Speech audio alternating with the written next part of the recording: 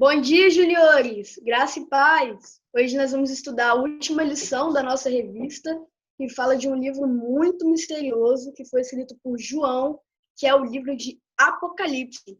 Para nos ajudar com essa lição, a gente tem aqui a presença muito especial de um pastor muito querido, que é o pastor Vandinho. Bom dia, pastor Vandinho. Bom dia, Guilherme. Tudo jóia? Bom dia, juniores. Para mim é uma alegria estar aqui com vocês. Muito obrigado pelo convite, viu? Muito obrigado por estar com a gente hoje, pastor. Então vamos para as perguntas? Pode ser? Vamos embora. Tá.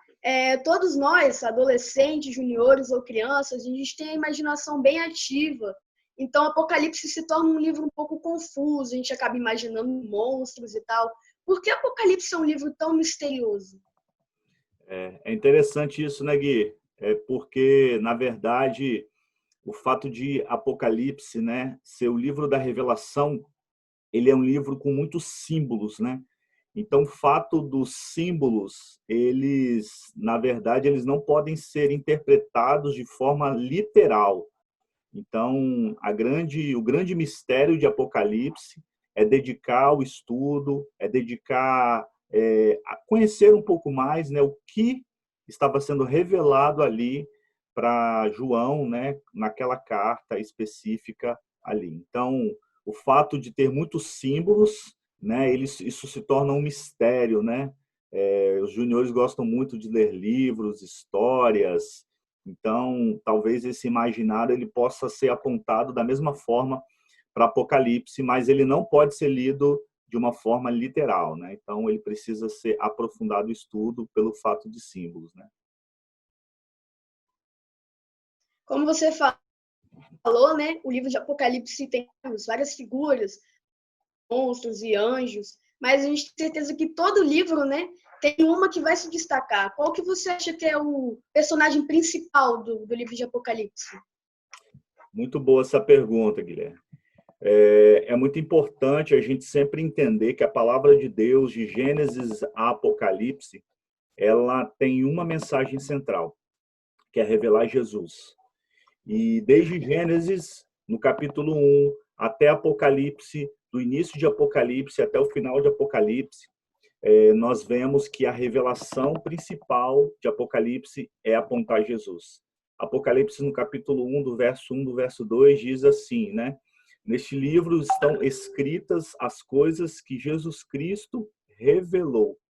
Deus lhe deu esta revelação para mostrar aos seus servos o que precisa vir.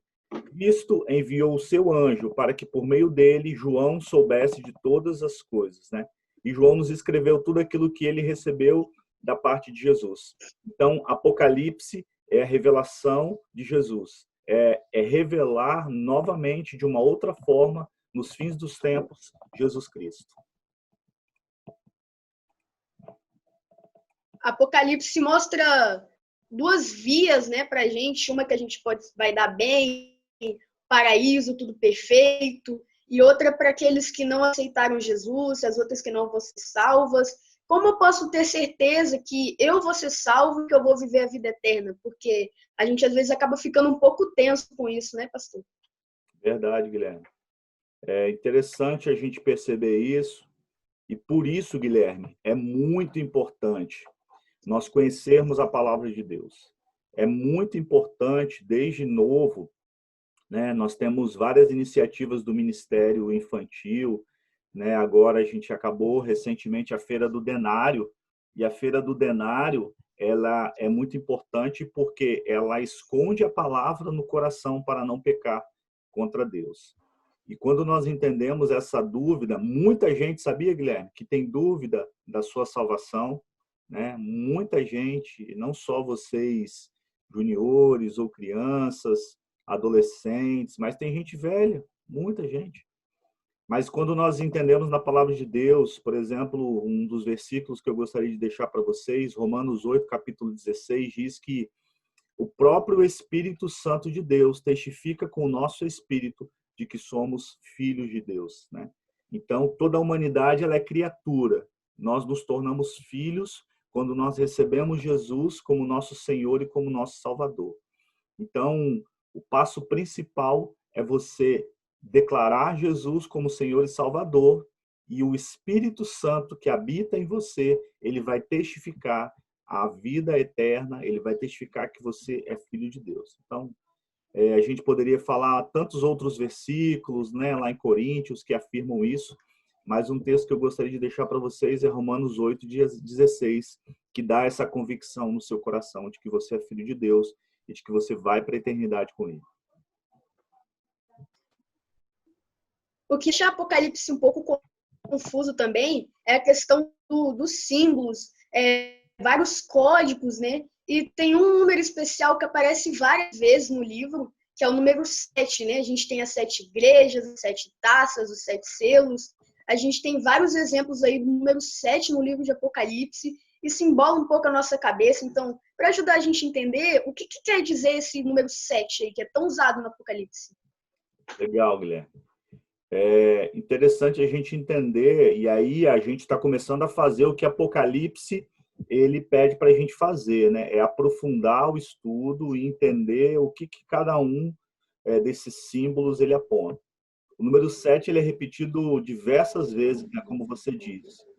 E a palavra de Deus aponta que o número 7 ele significa completo, ou seja, significa que está consumado. O número 7 ele significa perfeição, né? Então nós vemos lá vários setes, né? 7 marcas, as 7 igrejas, os 7 selos, as 7 taças, né? São várias repetições, né? Por exemplo, as 7 marcas, nós estamos falando dos símbolos mais ligados aos fatos que estarão marcando, né? A gente vai falar da grande tribulação mais à frente aqui, mas as marcas elas falam especificamente dos acontecimentos que vão acontecer. As 7 igrejas, né, fazem referência aqui às igrejas, as primeiras igrejas, né, as igrejas primitivas, e as 7 taças falam especificamente das pragas, né, os 7 selos, né, falam dos acontecimentos que acontecerão. Então, Jesus ali ele estava revelando para João que estava completo, estava consumado, estava sendo consumado todo o propósito de Deus sobre a humanidade em Apocalipse. Então, é a revelação de que o fim de todas as coisas não estará incompleto, faltando alguma coisa. Não, o número 7 significa perfeição, consumação, pela mão de Deus para toda a humanidade. Amém, amém. Agora que já entendeu um pouco desse número 7, né? O Apocalipse, como o tempo todo você falou, né? Que é mais para anunciar Jesus, a Bíblia toda é para anunciar a vinda de Jesus e a segunda vinda de Jesus. Apocalipse chega a citar que Jesus é um cordeiro com 7 chifres e 7 olhos. O que quer dizer? Ele tem realmente 7 chifres e realmente tem aqueles 7 olhos? Legal. Perfeito isso daí. Como nós entendemos, Apocalipse aponta para Jesus. Mas a Bíblia toda aponta para Jesus.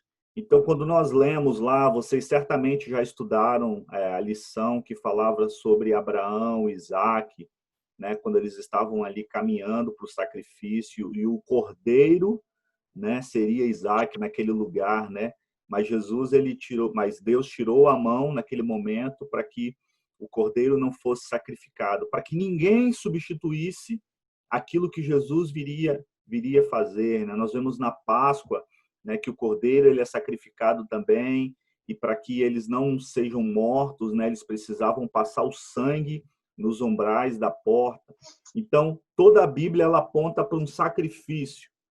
Então, quando nós vemos no Novo Testamento, Jesus ele veio como Filho de Deus e ele foi o Cordeiro sem mácula, ele foi o Cordeiro perfeito. E ele consumou todas as coisas nele. Ele veio, se fez homem, habitou entre nós, não teve nenhum pecado e morreu pelo nosso pecado, né? Então, o que significa? O número 7 está consumado. E o cordeiro, o chifre, é um símbolo judaico, né? E ele significa força e poder. Então, o que isso significa? Que apesar de ser uma figura de um cordeiro, e muitas vezes acha que um cordeiro é um animal inocente, né? Digamos assim, sem força, qualquer um vai vir e vai matar. Esse símbolo do chifre, ele significa a força e o poder, ou seja, a força e o poder, eles estão reunidos em Jesus. Então, todo poder, né, a Bíblia diz, né, que todo poder lhe foi dado nos céus e na terra. Então, esse cordeiro, esse chifre significa isso. E os olhos, os 7 olhos, né, também, os 7 chifres, então significa todo poder e toda força perfeito. E os 7 olhos significa o olhar de Jesus para toda a humanidade, para todo lugar, que é uma das características, né, um dos atributos de Deus, que é onipresente, onisciente e onipotente. Ele está presente em todos os lugares, ele tem o poder de todas as coisas e ele sabe de todas as coisas. Então é isso, Jesus, ele é o Cordeiro perfeito, mas o Cordeiro que em si mesmo consumou o nosso pecado, recebeu o nosso pecado, e ele virá como Cordeiro, com poder, com força para governar todos os lugares, todo o mundo, de toda a humanidade. Amém, amém. A leitura de Apocalipse é bem interessante e num grande capítulo do livro fala sobre uma grande tribulação, que é quando a besta vai ser solta, vai ser liberada sobre o mundo. E tem várias teorias até para falar se o arrebatamento vai vir antes, se vai vir depois, se a gente vai passar ou não pela grande tribulação. Mas o que é mesmo essa grande tribulação e por que ela é chamada assim? É verdade. Muito bom você ter falado, Guilherme, porque nós tivemos até recentemente algumas aulas gravadas na EBD dos adultos, e eu aconselho a vocês, juniores, foi um livro chamado do Panorama Bíblico, que aprofundou bastante o livro de Apocalipse. Está no YouTube da igreja, depois se vocês quiserem assistir, foram aulas maravilhosas, mais profundas sobre o livro de Apocalipse. Mas a grande tribulação, ela é uma perspectiva bíblica de 7 anos que vão acontecer fatos que nunca foram registrados na história da humanidade. Então, seria um período profético revelado ali de Jesus a partir de para João Batista, onde a ira de Deus se manifestaria sobre a humanidade, a fúria de Satanás e a maldade do homem em total descontrole, né? Mas nós entendemos que tudo isso, quando nós ouvimos, né, por exemplo, da ira de Deus e do descontrole da humanidade, ela sempre aponta para algo que nós precisamos entender no nosso coração. Jesus venceu todas as coisas. E o que nós vamos viver é simplesmente a consumação da vitória de Jesus sobre a humanidade, da vitória de Jesus sobre Satanás. Não existe disputa de Deus com Satanás, porque se nós falássemos de disputa, nós estaríamos falando de poderes que são compatíveis, e isso não existe. Isso não existe. Deus, ele é o criador de todas as coisas. Satanás foi uma criatura caída no próprio pecado, no seu próprio ego, nas suas próprias paixões. Então, o que vai acontecer é a consumação. Então, esse período da grande tribulação é um período onde, né, como você falou aí, né, Gui, existem várias interpretações, várias linhas, que você precisa saber qual linha você vai estudar e você vai aprofundar, mas seria isso, né? Seria um período de 7 anos onde a ira de Deus, a fúria de Satanás e a maldade do homem estariam em total descontrole aqui na Terra. Entendi. E Apocalipse, e apesar de ser um livro confuso e bem misterioso, bem complicado de entender mesmo, a gente tem que ler e pedir bastante sabedoria, tentar entender bastante. E ele não deixa de ser uma revelação de Deus, né? Ele ainda é uma profecia.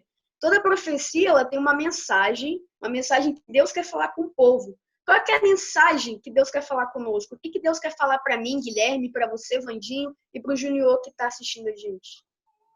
A mensagem que Deus quer falar conosco, Guilherme, está lá em Apocalipse 3, no verso 5, que diz assim: aqueles que conseguirem a vitória serão vestidos de branco, e eu não tirarei o nome dessas pessoas do livro da vida.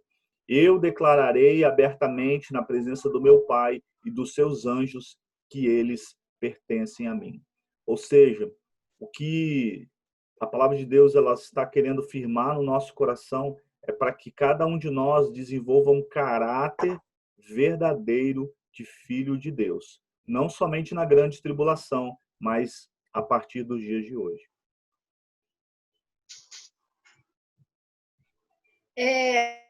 Sim, a Bíblia fala que a volta de Jesus vai ser algo estrondoso, vai ter som de trombetas, trovões, o mar vai ficar revolto, a terra vai tremer, e a gente às vezes pode acabar se assustando, né? Ficando meio nervoso com essa situação. O que a gente tem que fazer e como a gente tem que se comportar quando Jesus estiver vindo?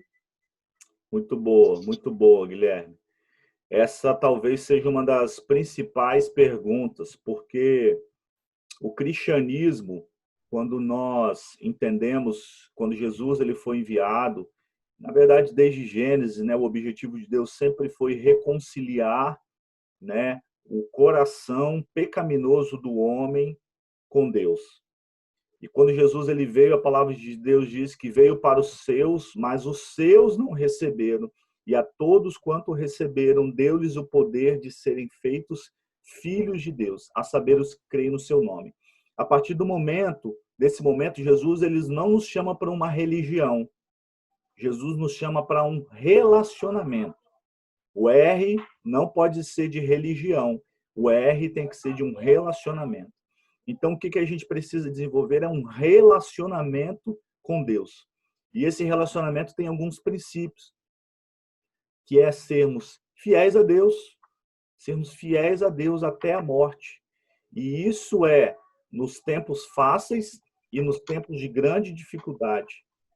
Jesus, ele nos chama também para sermos como ele. E Jesus foi o quê? Santo. Sede santos, porque eu sou santo. Então, fiéis a Deus, no relacionamento com Deus, sermos justos, sermos santos e, principalmente, perseverarmos.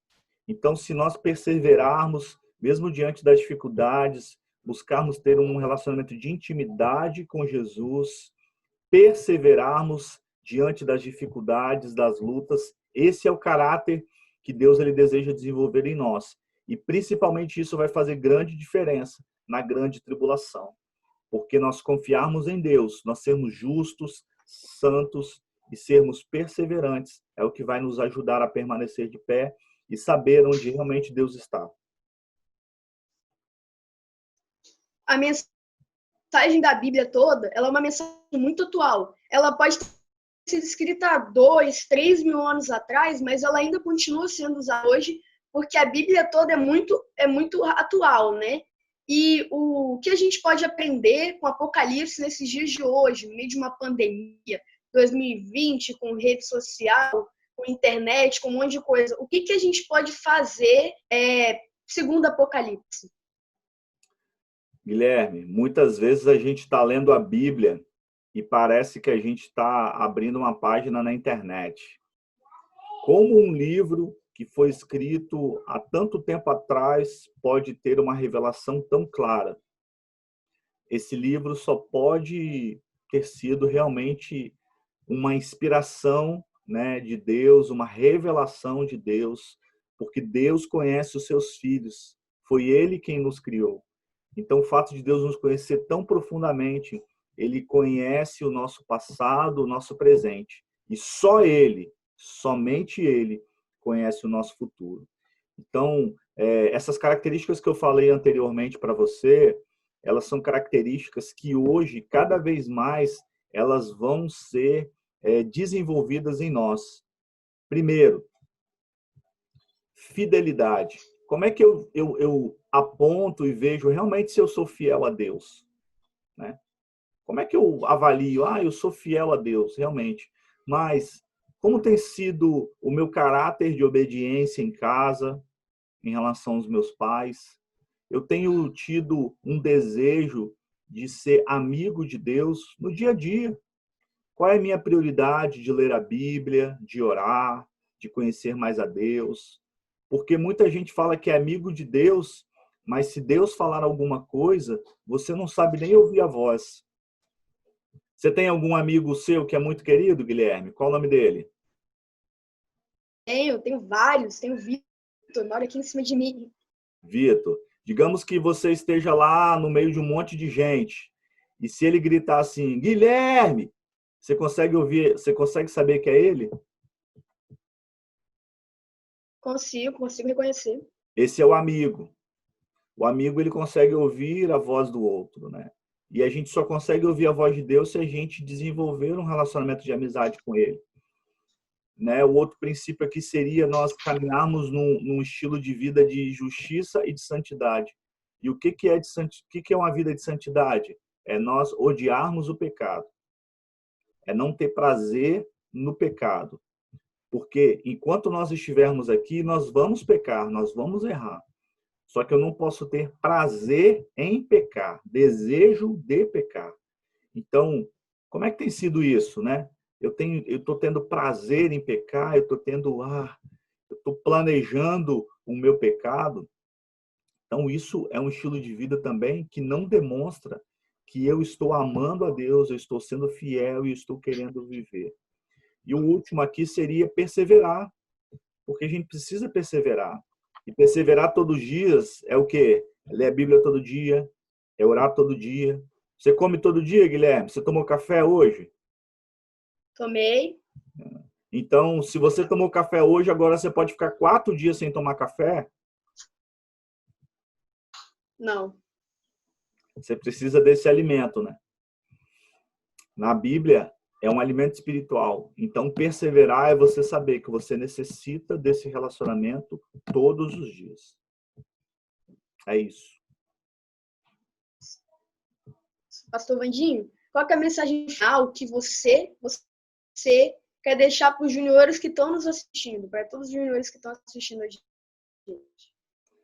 Guilherme, você ou alguém aqui, eu não sei se algum de vocês pratica algum esporte, mas a mensagem que eu queria deixar para vocês aqui, ela tem uma relação com esporte. A vida cristã não é uma corrida de 100 metros. A vida cristã é uma maratona. O que isso significa? Uma corrida de 100 metros, não sei se vocês chegaram a assistir e a ver ou na televisão ou no YouTube, um dos maiores velocistas do mundo, o nome dele se chamava Usain Bolt. Ele fazia até um símbolo assim, ó. Quem não assistiu, assista. E ele corria os 100 metros abaixo dos 10 segundos.